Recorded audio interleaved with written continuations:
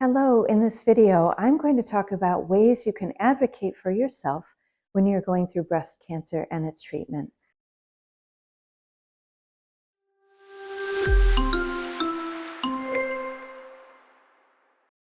Before I go on, don't forget to subscribe. We put new content out all the time, so there's always something new to watch.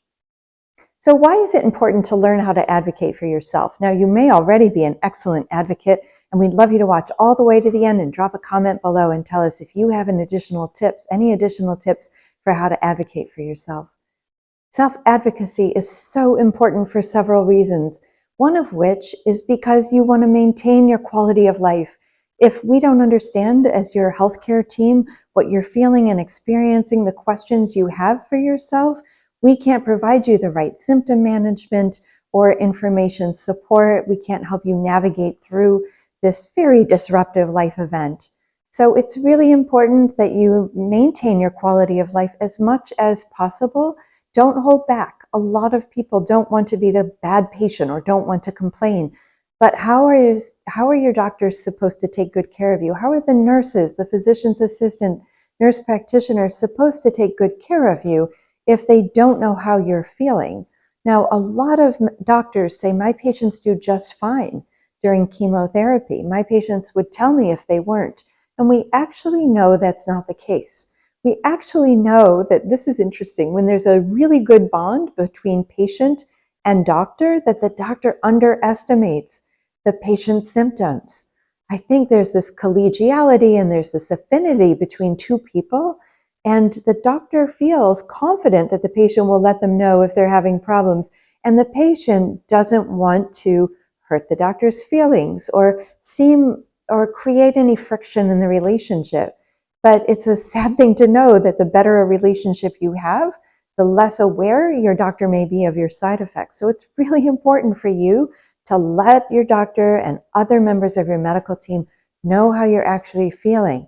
And not just to say you have a side effect, but also to say whether it's mild, moderate, or severe, and to let them know whether it's interfering with your life or not. So if you say you have pain and they ask how bad is it, and you say not that bad, because you don't want to be a complainer, another way to tell them how bad it is to say it wakes me up at night, or I haven't been able to work, or I can't be with my family because I'm in pain. Give them a story about how it's affecting your daily life. Okay, so back to why it's good to advocate for yourself. You can get your questions answered if you ask questions. You can say, my neighbor's being treated this way. Tell me the rationale for why I'm being treated differently. I'd love to know. I trust you and I'd really like to know. So you can get your questions answered. Otherwise, something that's very disruptive can also be very confusing. Furthermore, it's really good to build your confidence. This may be an opportunity. I'm not saying this is a good thing, but it may be an opportunity for you to gain confidence in speaking up for yourself. The word advocate means to move towards. So you're moving towards taking care of yourself. You might be surprised. Your confidence in speaking up at work and at home and with your friends may increase as you learn how to advocate for yourself during breast cancer. This may be a way for you to harness your natural curiosity and to take some power and bring that forward into other relationships as well. It can be really helpful to feel you're taking an active role in your treatment, and advocating for yourself is one way to do that. People who take an active role tend to feel less bewildered by everything going on and to feel more satisfied with their entire treatment course. So advocating for yourself, I've given you a few good reasons why it's important, but how do you go about doing it? Especially if you're not used to this. When I go see my physician, I often leave without asking all of my questions. So even physicians have issues with advocating and speaking up. One key way to do this is to prepare for your visits. Make a list of questions you have. Put them out on the table when the doctor walks in the room, or the physician assistant or nurse practitioner, nurse, whoever puts you in the room. Put your list of questions right out. Then it's hard to take them back or to say they don't really matter because you've put them right there for your medical team to see. The other thing you can do is practice. I know the last thing you want to do is spend more time in a doctor's office, in a hospital or a clinic, but if you practice even just the lead-in, even just the first sentence of what you want to say, that can be really helpful. So something along the lines of, I want to be really clear about how I'm doing during treatment. I understand that's important to you. So some sort of sentence that says that what you're going to do, and to acknowledge that it's important to your medical team as well as to you, if that makes sense. I'm hoping it does. And then the other thing to do is bring somebody with you. They can sort of coach you from the side. So if you bring somebody with you, you can tell them, I have a tendency not to speak up for myself. I'm wondering if you'd be willing to do that.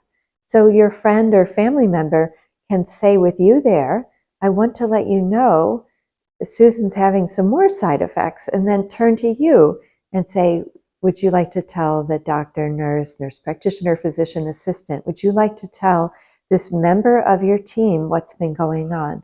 So they don't really speak for you, but they encourage you to speak up.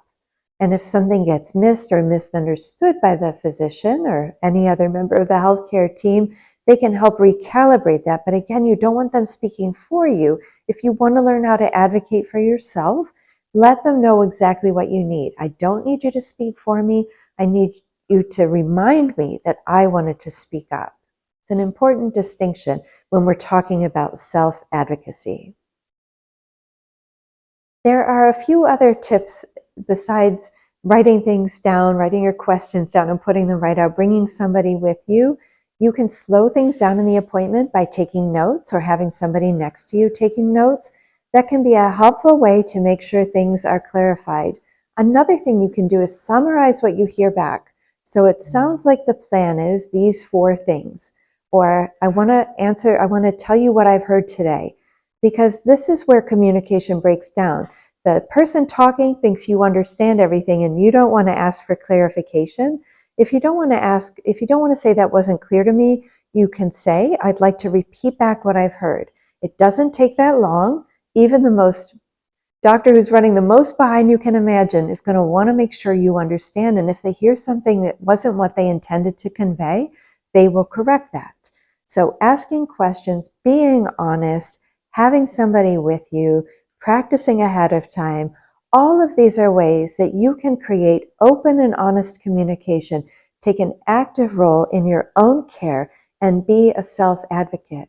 If you're watching this for someone else, if somebody in your life has breast cancer, show them this video. Maybe they can learn some tips to help make their next appointment of greater value. And if you want to drop a comment or question below about an experience or a tip you have, please do. We'll try to get back to you within a week or 2 weeks at the most. Thank you so much for watching.